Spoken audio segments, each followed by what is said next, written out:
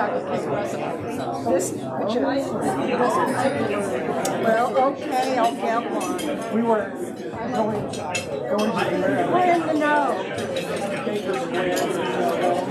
we walked there. Slave told us the manager was in back cooking. She said it's going to be a long time before you can get food. So you get hot first. That's right. I mean, if you're going to eat it anyway, why don't you go to we might eat that. Maybe I feel like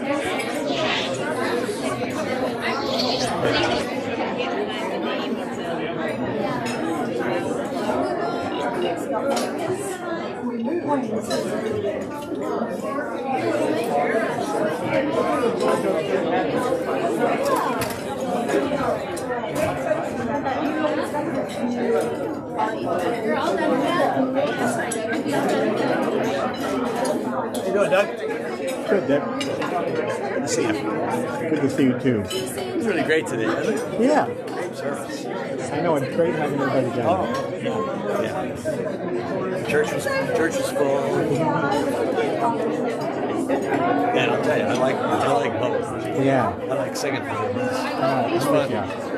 We're getting there eventually. I just don't want to cut you guys in. Yeah, almost like someone engineered it.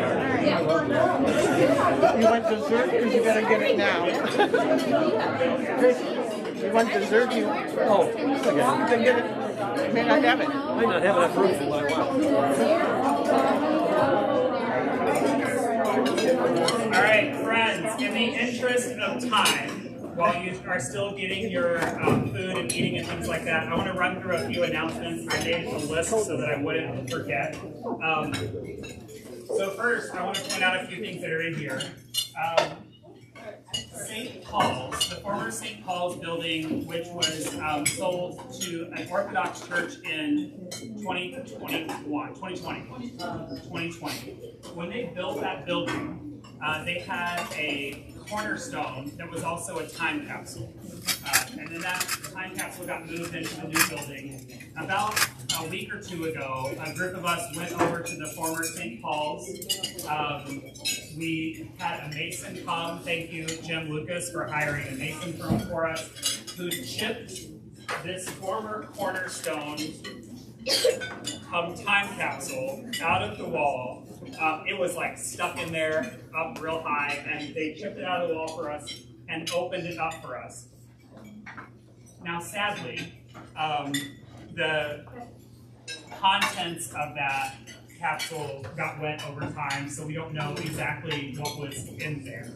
But we did a couple of folks, Kathy Biggerstaff and Beth, where are you? Oh, I didn't see you. Beth Lucas went over to our records room, which is former, all of our parish records are now at St. Anne's, and found photos of the construction that includes the cornerstone, all of this sort of stuff. So up here, while you're eating or after, come up and take a look. There's some old service bulletins.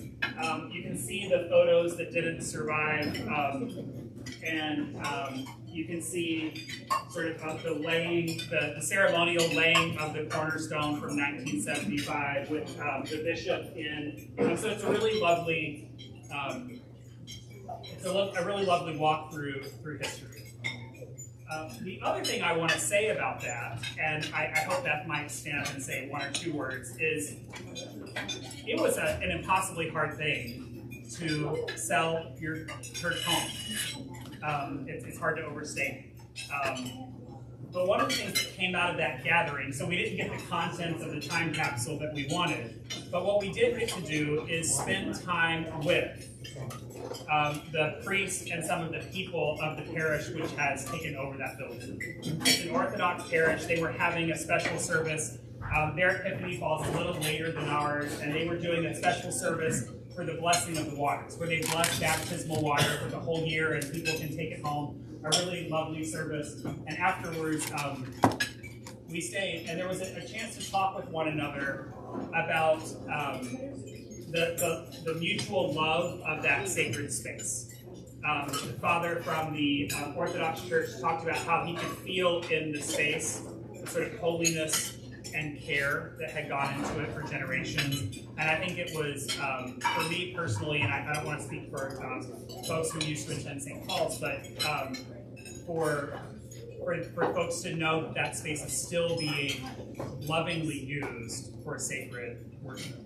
That was, I think, something kind of rekindling that connection, something that came out of it for me. Steph, do you want to say anything else or add to that at all? Putting on the spot for a little bit. I would just say that when we put the church on the market, we were extremely fortunate. Within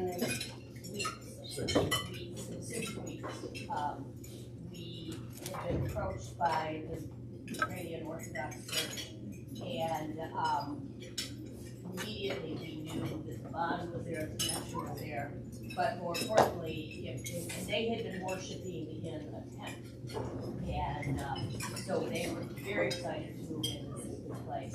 So the last time I saw the place was after we finished packing everything up and moving everything out. And I will echo Father Scott's comments there. I went back there 2 weeks ago and it seemed very, very different from the way we worship, but so lovingly shared. And it was so heartwarming to see the love that was there, and these people, when they bought the church and a couple of weeks ago, could not be more welcome. And loved the space, we're so appreciative of everything that we did. And we're very open to us coming back and taking time back to us. So it was just very heartwarming for those of you who were from St. Paul's, and it is lovely to take care we're a little disappointed in the context, but the reception we had did not. So lesson like when you do a time capsule, please ensure. I know a lot of care was taken to it, so this is not. But thank you, Beth. It was so come forward and over. If you get bored while I'm talking, just kind of wander up and distract yourself. That's totally fine. A few other announcements. We are, as we announced in January, Deacon Deborah has decided to retire from parish ministry. Deacon Deborah served at St. Paul's, and then after the consolidation served at St. Anne's for the last year. She has discerned the call to retirement to spend more time with family.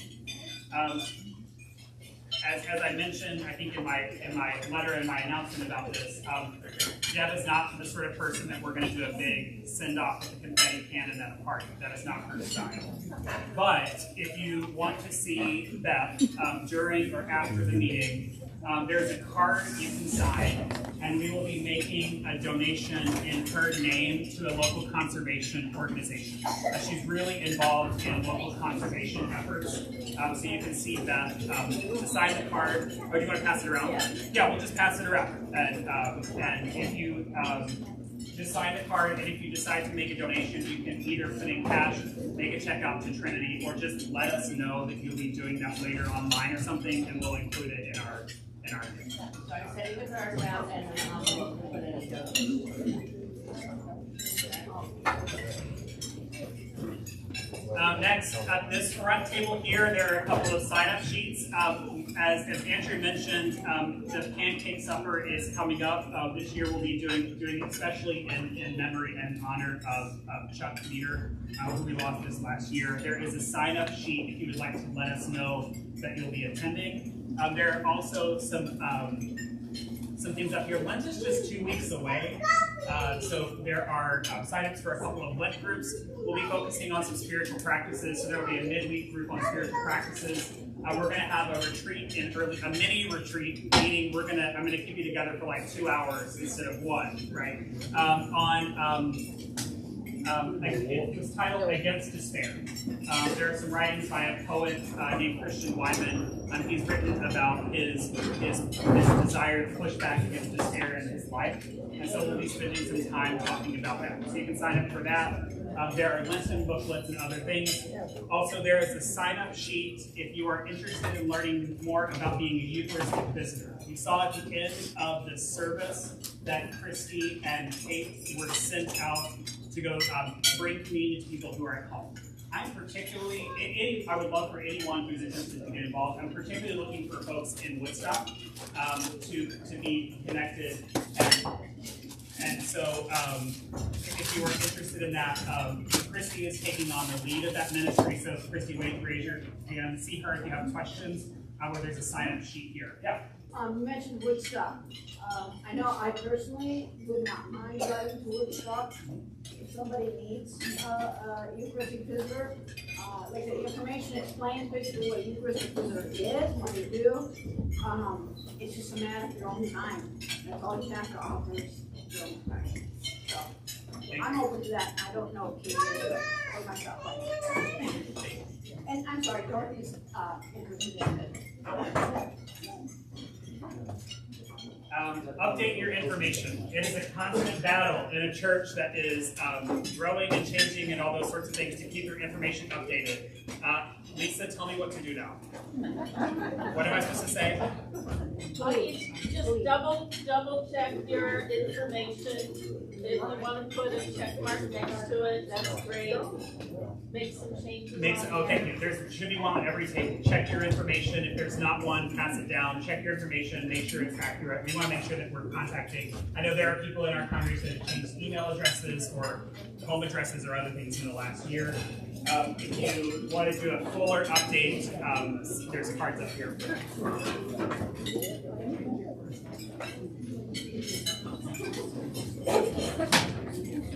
That was it for announcements. Does anybody else have any sort of just announcements for the good of the order before we get started with the actual meeting?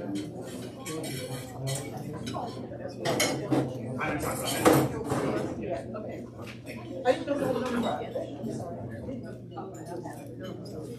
All right, here's for here. Carol, are you ready? Does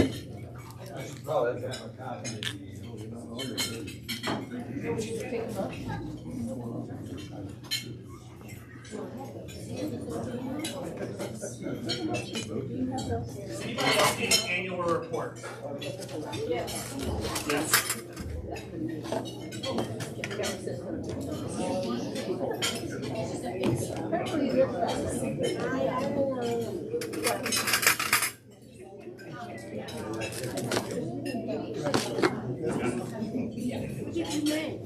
The chocolate. And you made the chocolate.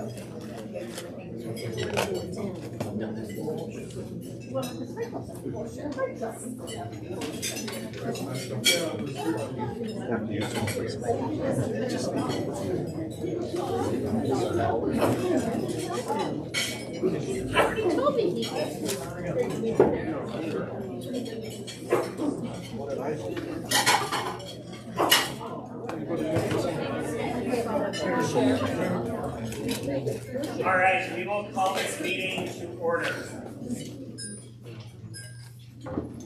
Let us pray. The Lord be with you. Almighty and ever-living God, source of all wisdom and understanding, be present with those who take counsel for the renewal and mission of your church. Teach us in all things to seek first your honor and glory. Guide us to perceive what is right, and grant us both the courage to pursue it and the grace to accomplish it. Through Jesus Christ our Lord. So our first order of business is I need a motion to appoint Peter Carroll as the clerk. So moved by Andrew Wild, second by Nadine Francione. Any discussion? If you discuss, you have to do it. All in favor? Please say aye. Any opposed? Thank you. Now, in the inside cover of your bulletin, not your bulletin, your annual report, you will see the meeting of last year's annual, the minutes of last year's annual meeting. I know you all remember exactly what happened, so I'm going to give you 10 seconds to review those minutes and make sure they are accurate.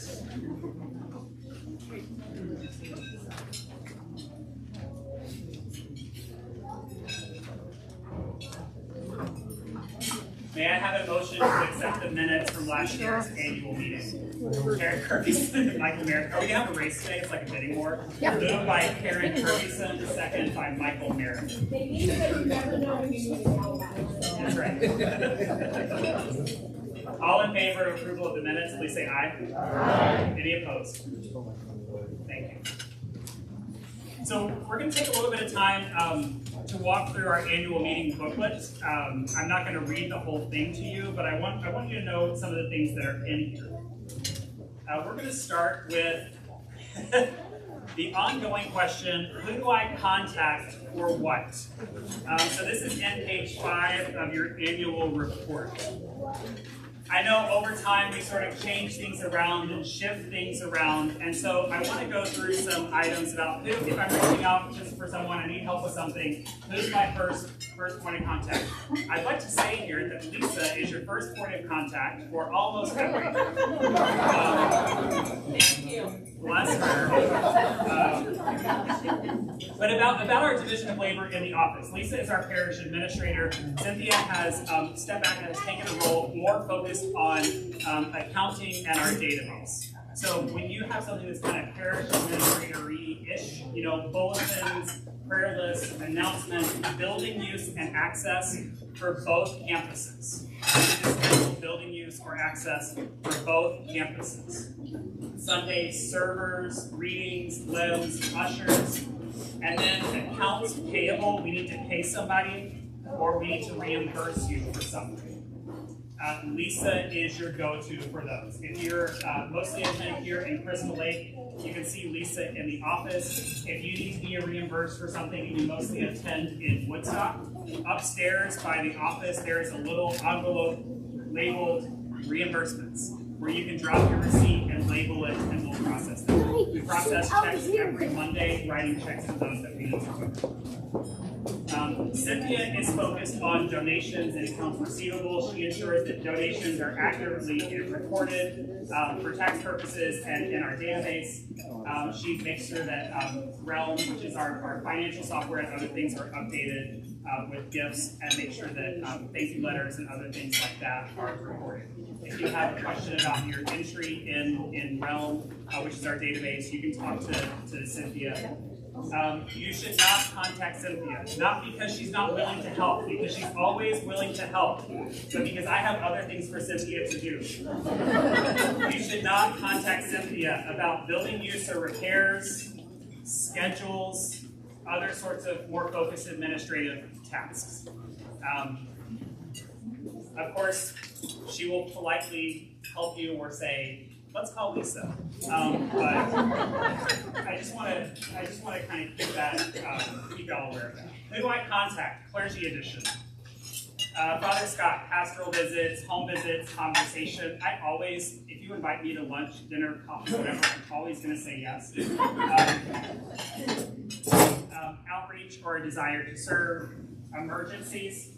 My cell phone is I put 24/6 here. It is actually on 24/7, but Fridays are my day off.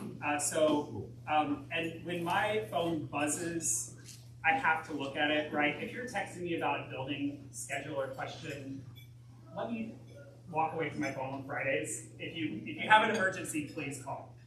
You can call me. Most of you have my cell number. Our new phone system, if you call the church and press 2, it goes to my cell. 24/7, 365. You're in the hospital, you don't have your phone, you're worried about something is going on, your family needs to contact me, call the church and hit 2. And it goes straight to my cell phone. You can always contact me. Archdeacon Mike is still with us as a deacon in this parish. But as you all know, he has increasing archdeacon responsibilities. Today he's with Bishop Clark doing a visit at a parish. You should really reach out to him with more focused questions about a desire to serve in Crystal Lake or in outreach, or particular conversation or care with related to Crystal Lake items. Also, Reverend Eileen has joined us. Thank you for being here, Eileen. Where were you this morning? I was at St. Andrew's because their supply person fell last Sunday, and so I was asked to fill in. Eileen had intended to join us for worship today, but she was called away to help someone else. Eileen, I'll say a little bit more about that later, but Reverend Eileen will be present at the Woodstock campus on an ongoing basis, one day a month, to allow me to spend some time in Crystal Lake after church.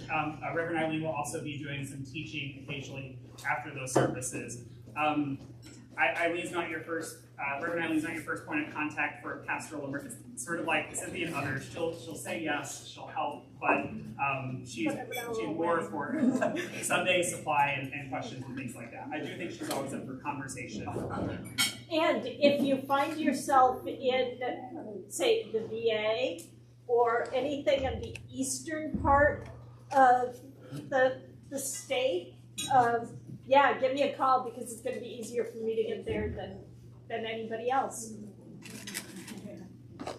Who do I contact? Other leaders. This book is your friend. I'm starting on page 6. There are other leaders that I want to make sure that you're aware of. Your vestry and officers are here with contact information. Team leaders, we are starting to work more in. Yep. Oh. It didn't like you. Did they go to sleep?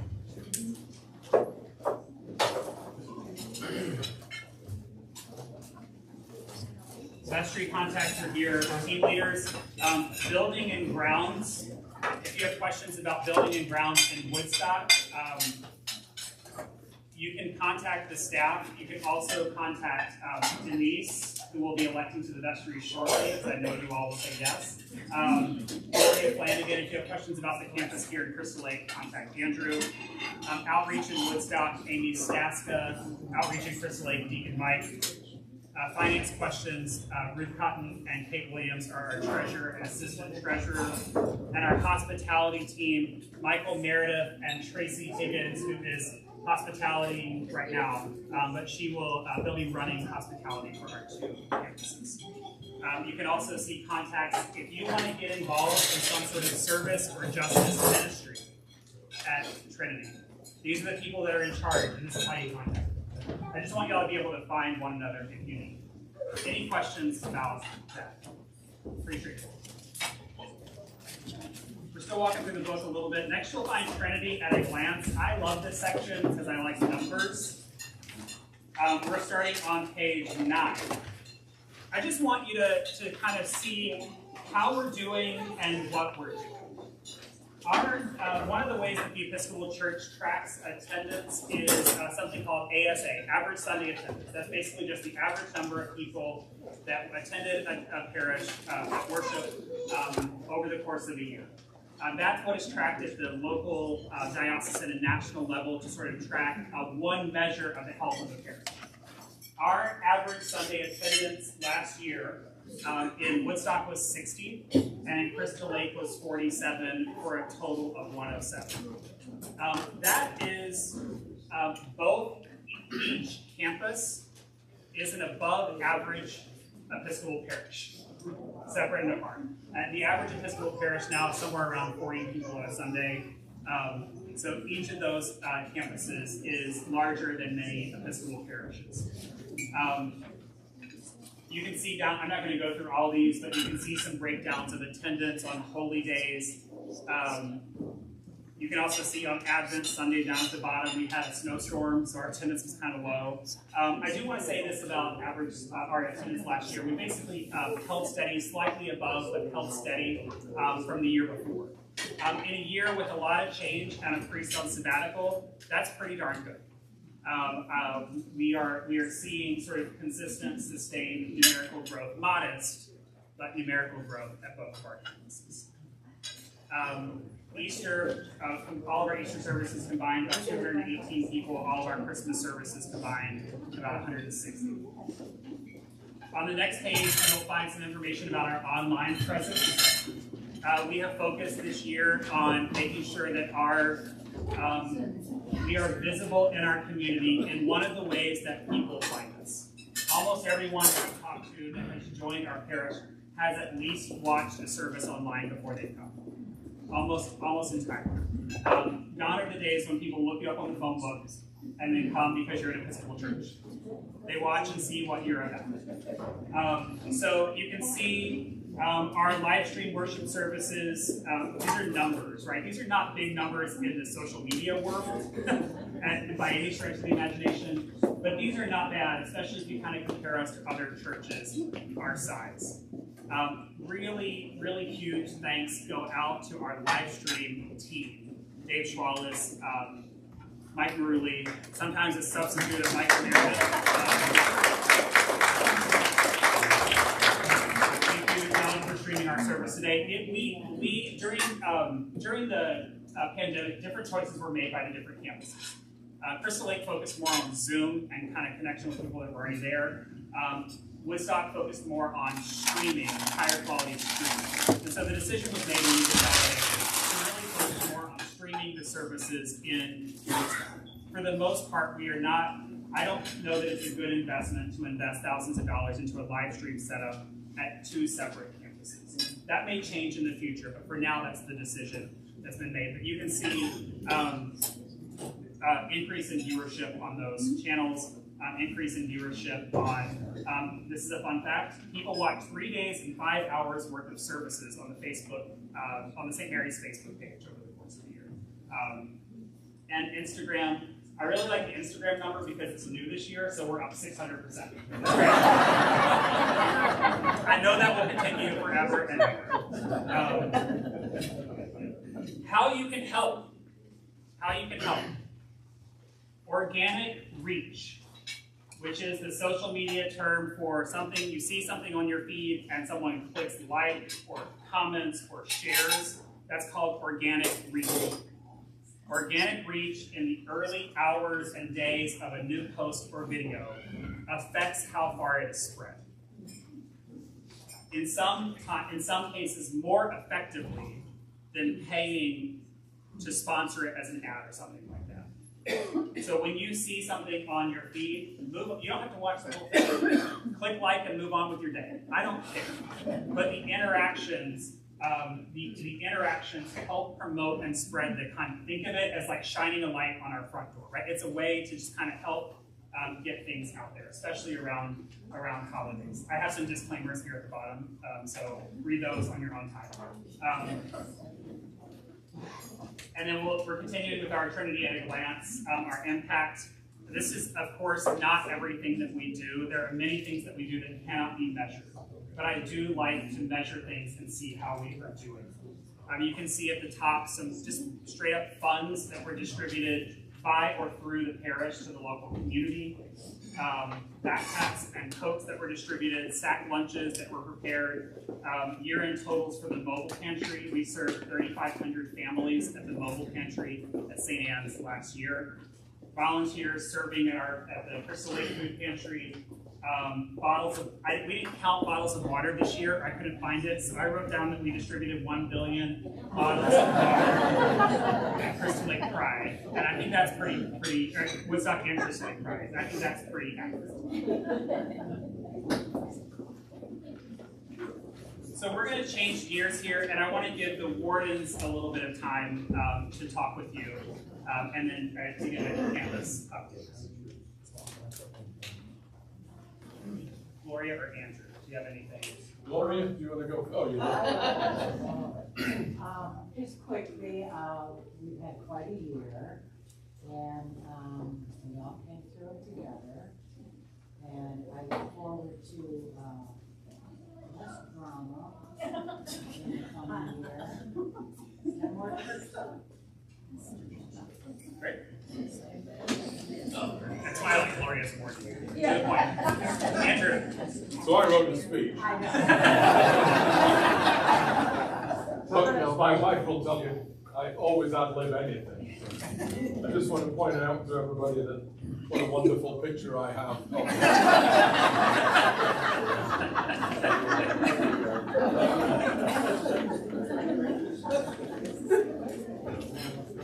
So basically the same as Gloria. We've had quite the year, right? I wrote some things down that were building and grounds related here. We've done a lot in Crystal Lake. This room has been air conditioned thanks to a nice gift. We did a lot of painting and a lot of work to the outside of the building. We rehabbed the rectory a little bit. And then we removed the Tarpley House building. So That's probably the most obvious thing. Yeah, and I know it's been a bone of contention, good and bad over the years, but so we're dealing with it, and you're welcome to ask me anything you like about it. Please don't ask me for a bloody brick. We've had so many brick requests. No, seriously, if you do want a brick, I've got some. What else? I think that's it. Would you just briefly say, like, what are the next steps? What's going on next? Yeah. So weather permitting, we're going to clean out the basement. We're going to get all the organic materials out. So any wood has to come out. We can't leave that in because it'll just rot as the holes fill. Then it'll get backfilled with concrete. It's still a concrete foundation to break up. That'll go into the hole. What we can't complete with the fill that's here, we'll bring clean fill in, level the ground, compact the ground, and then when we can get to it, we'll either sod it or seed mat or something, and it will be grass at the moment, pending deciding what we want to do. That's going to be a few months. Well, it's going to be a few months before it's not white. As soon as the hole's filled in, this ugly fence will move. We'll get most of the parking lot back. All right? Okay, that's it. One now. So there is a full report kind of on our campuses. The wardens have led this work over the course of the year. It's always an interesting year to be a warden. This was a particularly interesting year. I asked them to be wardens, and then I told them I was going on sabbatical. And moved forward with demolishing Tarpley House, which caused some real conversation in the community. So Andrew and Gloria have led with just calm. When I'm sort of spinning in circles around the room, they just like kind of bring me back down to earth. I don't know how they felt on the inside, but they were exuding a sense of calm. Sometimes anger about Tarpley House, but that's okay too. It was a challenging situation, and their leadership was really valuable. I can look around the room and see the number of people that have been church wardens at some point. It is always a challenging task. I am very grateful for the work that goes into it, and I am very grateful that as we continue to work with Tarpley and continue to work on just stability in our life together, they have agreed to continue serving, to continue out their term. Thank you, Allison, for sharing Andrew with us. To continue their term for a bit longer to help us get through this patch, and I'm really grateful for their work. So I invite you to give them a round of applause.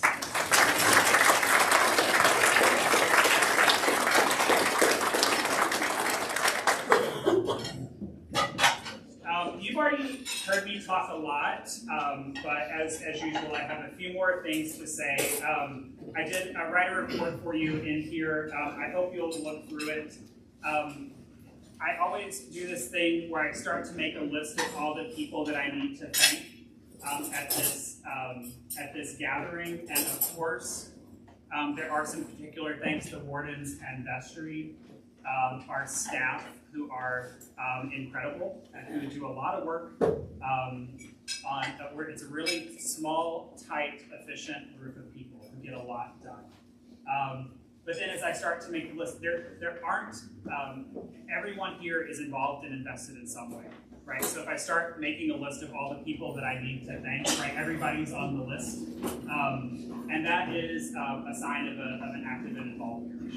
You minister through prayers, you minister through presence. Just being present at things is a form of ministry as you create a sense of community and hospitality.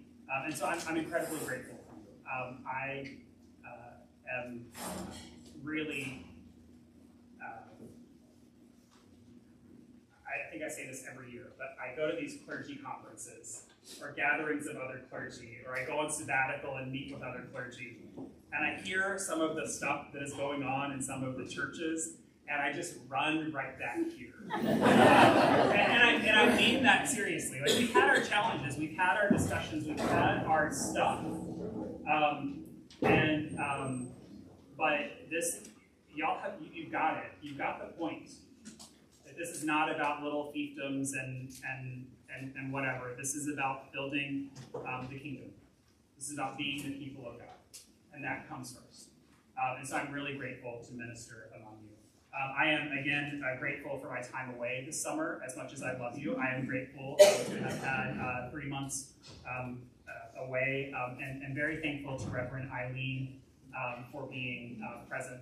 I've lost her, but she's here somewhere. Oh, there you go. For being present with us. I do want to say just a little bit about how we've kind of talked about this service time and sharing and who's where and whatever. We've tried a variety of things as we've worked on consolidating parishes. Morning prayers while I'm in one location, back and forth, all that kind of stuff. Part of what I'm seeing and hearing is that changing schedules are really challenging for folks, not knowing what we're going to get or who's going to be where. So we're working on trying to figure out a good rhythm for the year.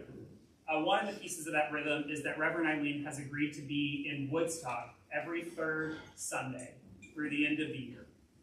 And what that allows is for the folks in Crystal Lake to not just see my taillights. And there's at least one Sunday a month where I can stay. One of the things that I believe has as caring and patient as everybody has been, one of the things that has suffered in this is one of the best times to do education and formation is right after church when you're all here. And I'm just running out the door, right? So that has been ongoing. It is the reality of the ministry that we have, right? There is no quick fix that's going to change that. But having some stability. We will still continue to do services of morning prayer, especially in the summer. So that, I think we've leaned into that. We have folks that enjoy leading it and that really lean into that. And so we will continue to do some of that. But I'm thankful to have Reverend Eileen with us. She has talked about meeting with some of you and figuring out some way to do something after church that's an education program or formation. I'm hearing from people that a desire for Christian formation and conversation, especially in the times that we are living in, feels important. Bible study, spiritual study, things like that. I'm also hearing from folks that weeknights are not great. Your lives are full enough. It's hard to get someplace, and so figuring out ways to do that on Sundays is important. And then I want to say that as we review outreach, and we'll talk a little bit about that in a moment, our goal this year is once again not to do more stuff. We are doing a lot of stuff. We are doing a lot of programs. We are working in our community. Our goal this year is not to find the next new program, to find the next new outreach ministry. If they come along, we will have discernment conversations about them. But we may find over the course of the year that we are actually doing less, not more, and that's okay. If we are deepening our connections with one another and deepening our relationship with God in the process. We've been through the ringer in conversations and mergers and pandemics and it's just, everything. And part of what I'm hearing that people need is Christian community, supportive community, meaningful worship, deepening faith, and then opportunities to serve in simple ways. So I won't belabor all of this, but my hope for us is that we can be attentive to what God is doing, because God is doing something among us. People are showing up.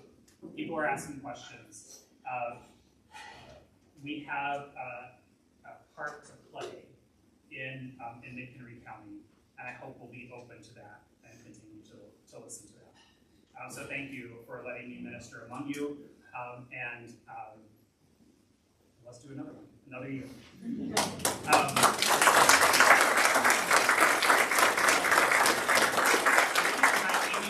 Up in the fall, we asked you, I'm going to be honest for a second. Before I left for sabbatical, I had a whole plan of how we were going to do outreach discernment over the course of the year. I had it matched to liturgical seasons. I had Sundays, all this kind of stuff.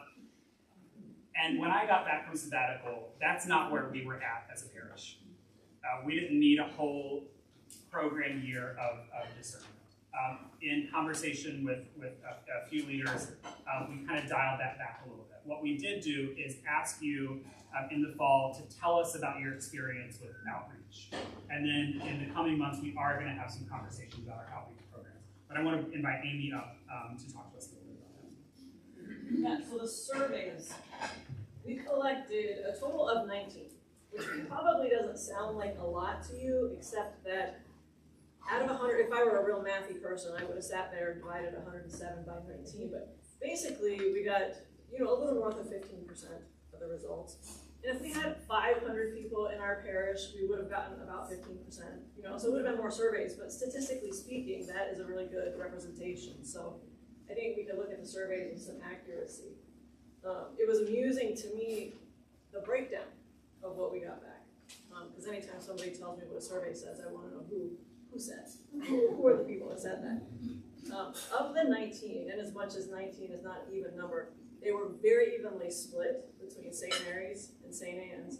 And as I wrote out a little chart, it was pretty amusing to see that almost 60% of those surveys were from people who have been going here for over 20 years. I don't really know, without talking to people, I don't know what to make of that, because there were 5 different categories, less than a year, 1 to 5, 6 to 10, 11 to 15, or 15 to 20. And each of those had like 1 per campus.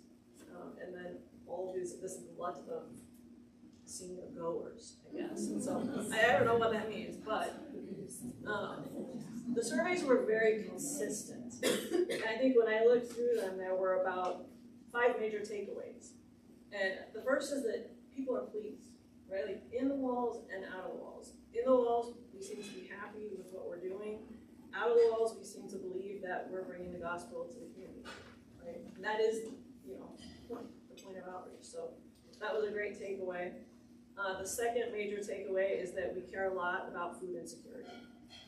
I mean, you could look at page 11, you can see that those are the things that we're doing. So either we care a lot about it because we're doing it, or we're doing it because we care a lot about it. But either way, it's a rising concern. I don't know if NPR would agree, but it seems like it's becoming more important every year.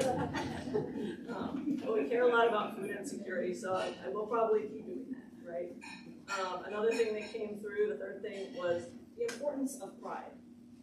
I've heard anecdotally over the years, but even in the surveys, some people mentioned that the reason, and this is more true of St. Anne's, just because Woodstock Pride has existed for a long time and Crystal Lake Pride is new. But people have come to the church because of pride. Because we've showed up, probably not because we threw a lot of candy at them, but because Choquette is like, he's wearing the stole, right? Like, that is a super important thing for the community to see. And we handed out $1 million. And that's important. But it's like, that really is important. And people are surprised, I think, even still, when we hand out bottled water with, like, we're not also giving you a tract. We would love to talk to you more, but it's genuine and people feel that. And we have a lot of people in our parish today because of that. The fourth takeaway from it, in spite of what Scott just said, is that people always want to do more. That came out in a ton of the surveys. People want to do more, but almost every time somebody mentioned that, they also were realistic in terms of this is the size of our parish. These are the resources that we have. So when I read that, I read it more as passion for the community than like we need to do more actual things. And at least in one case, someone mentioned the desire to do things more together. And so I think that kind of ties into the fifth point. And this was not a resounding point, except that it also aligns with the conversation that we've been having over the past year about trying to define outreach. And that is having a vision, like what is it that we need? When one person commented, are we sharing the gospel in the community? And it was sort of like a yes, but what are we really trying to do? And are we really making the impact that we hope to make externally and internally? And are we working together to do that? So I think that some of the ideas that Father Scott has are really going to help to shape those conversations over the next year.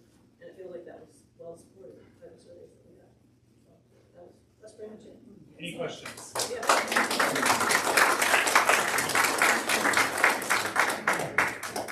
Thank you. So here's what's going to happen next.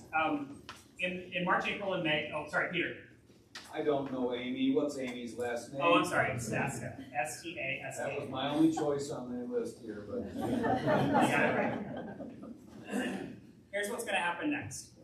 In March, April, and May, there will be at each campus a time after church when leaders of particular ministries, and we sort of clumped them together, will be talking to you after church. My ask and invitation to you is that you make an effort as you are able to stay for these conversations. What I'm asking them to do is in a few minutes, make sure people know what their ministry is. And then second, talk about what's going well, and also to talk about challenges that they are facing.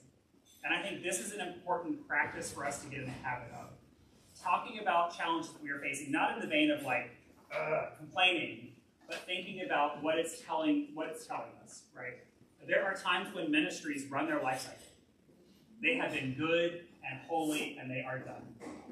And if one of the challenges is that no one really wants to do it, we think it should be done, but no one really wants to do it, we might be hearing that that ministry has been good and holy work and is over.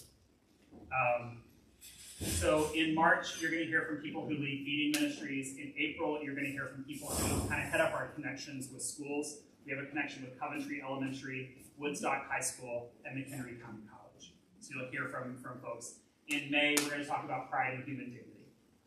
What are some of our ministries there? What's going well? What's challenging? We're going to be giving some of the leaders like handwritten like evaluations that we want them to fill out. It may sound a little bit formal for a church that has a more relaxed vibe, but we do need to be in the habit of talking about what is going well. And I really take seriously when you bring something to me, not in the vein of just complaining and venting. Venting is okay, and I'm happy to listen to venting over a cup of coffee. But when you bring real feedback to me about what is going well and what is not, what needs to be tweaked, I take that seriously. And then in June and over the summer, we'll talk about what's next. This is not going to be a big, long, full hiring consultants and all that kind of stuff. But I do want us to talk through some of our programs. And my invitation, we'll make sure they're on the calendar. We're trying to make sure that they don't conflict with any other things that are happening in the church. But as we get busier, sometimes that just can happen, is that you will make an effort to stay for those conversations. Any questions about that? Just a comment. Yes. The kindness clauses have now been brought over to the Woodstock North High School as well. The program's been expanded. Okay.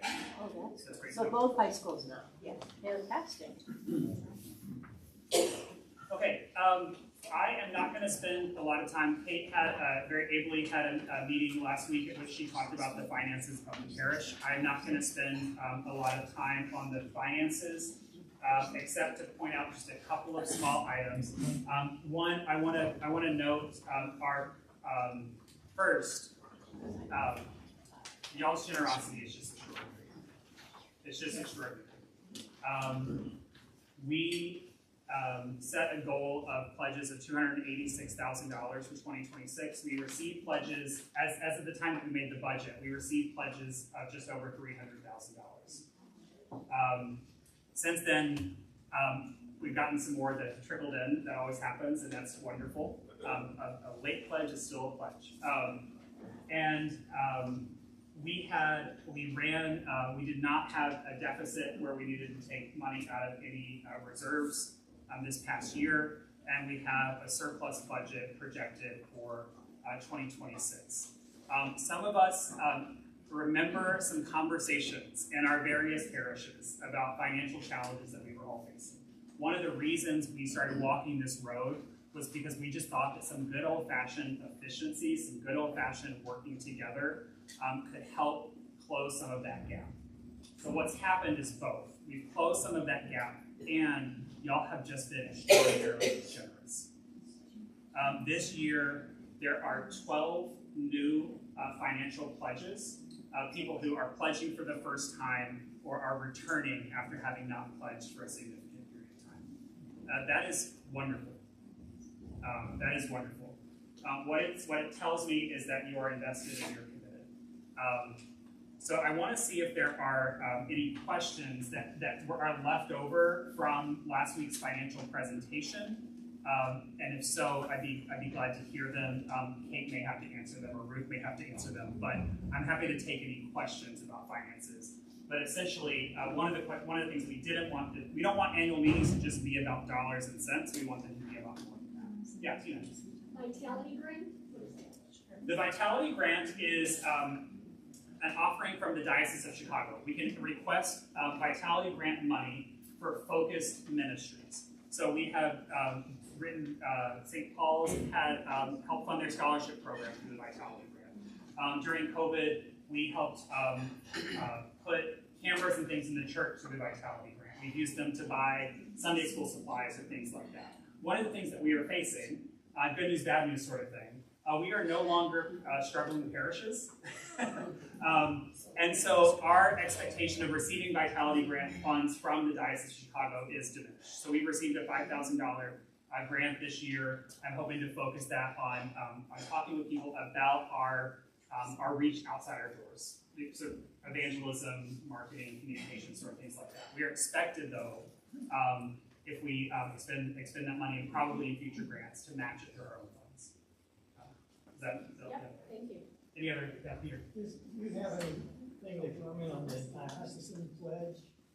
That is, I know that it could be lower or higher, but yeah. If we were in the Diocese of Wisconsin, just across the border, we would be essentially taxed, not asked to pledge. So the Diocese of Wisconsin would take 15% of last year's operating income as our fee for this year. That would be about $60,000 for us. That is the norm across huge parts of the Episcopal Church. In the Diocese of Chicago, we are asked to pledge to the common mission shares. I will say here that one of the reasons that the Diocese of Chicago is in absolute financial disarray thank you, is over time, parish leaders went from 15%, 11%, 10%. The average is now about 6%. So we're sitting right around average. One of my goals since I started at St. Anne 7 years ago and when I came on board here was to slowly start increasing that contribution by about $500 a year. We're not going to get to 15% anytime soon, but we are given the option. The suggestion for us is that we give 12% of last year's income. So that would be whatever 12% of the 300,000, or whatever 12% of 500,000 would be what we are expected to, or what we are asked to do. We choose to give about 14 or 15,000. Does that answer what you were? yeah, I know years ago we were paying a lot more. Yes. It had really dropped. It had dropped in all of our. In fact, I think St. Paul's was giving a higher percentage than St. Anne's or St. Mary's. But we've been working on. It is a challenge. We both feel like our money is more effective here, and also we need diocesan support at times. And so, any other questions? Ruth, anything I missed? Great. I have a time set aside for, that was financial questions. Any more general parish questions? General, yeah, Carol. No, I just have a comment. Just in case, I have a lot of you out here who want to call me, and they want to do it by contact and looking at the staff contact, it's not correct. Oh dear. Well, most of you probably get it, area code 847. But it is correct, it is. Yeah. So you can use that. So it's I'd love to hear from you.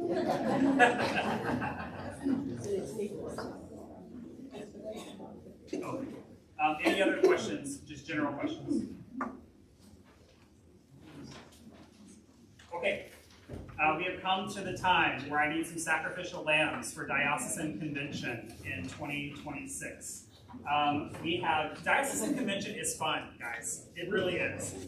So this year, Randy Frank and Michael Meredith have volunteered to be diocesan convention delegates.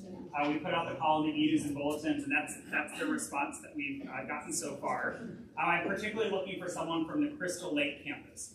We do not have a firm date yet, but typically the Saturday before Thanksgiving is diocesan convention, where we gather together once again in person, hear about the business of the church, talk, pray, and vote on some things. Is there anyone interested? I need one delegate and 2 alternates. And I say this every year, I'm locking the door. We cannot leave until we have things. What's the format this year, Scott? We think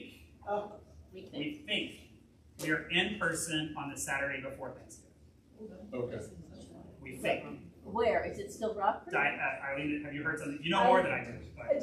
I have not heard anything on this. Okay. So. You know, you get a lot more takers if this is in Florida. Yeah. Last year, it was a financial business meeting online on Tuesday, so the Saturday wasn't quite so onerous. I don't know if they're planning that sort of thing again this year. I see Nadine raising her hand, but I need a Crystal Laker if possible to help balance. I'm the sacrificial lamb. So Peter is, and then Nadine and Ruth have offered to be alternates. So can you record that, Mr. Clerk? Or did you just be told no? I was listening to somebody important. Okay.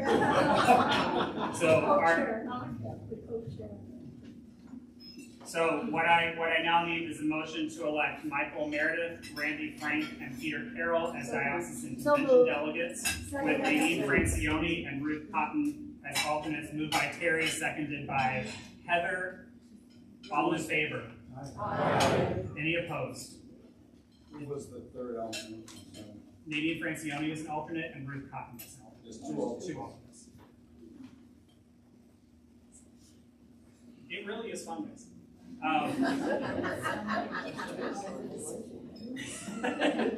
And then finally, we need to elect wardens and vestry. Our slate this year is Andrew Wild from the Crystal Lake campus for a term of 2 years, Gloria Flanagan from the Woodstock campus for a term of 1 year. Unless there's any other volunteers.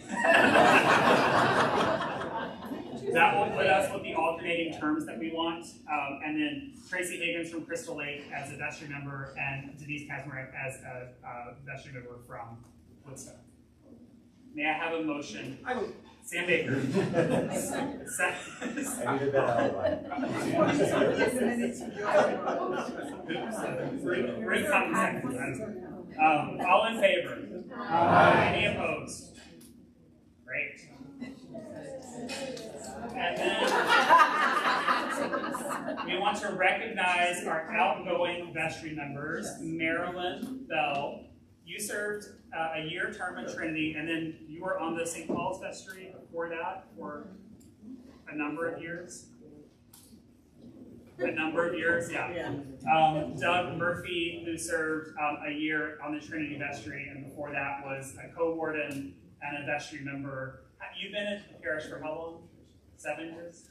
For as long as we've been here. You've been on the vestry for like as long as you've been here, just about. Yeah. 6 years. So what this represents years of service. We are grateful for your time and your effort and leadership in your prior parishes and the consolidation, and your calm and steady leadership along the way. I have a medium-sized gift for Marilyn, and then a small gift for Doug, because I know you're moving. So I'm going to give you these. So I'm going to give these to you. Give them a round of applause.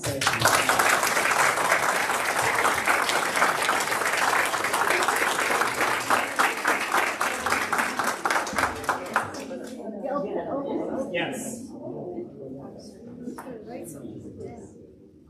That's my last slide. I think we're done.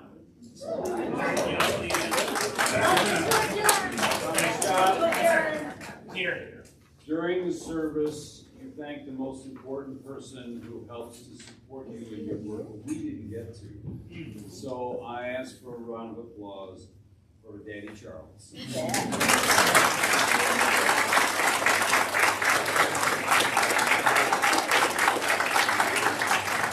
But I know he'll watch the video soon.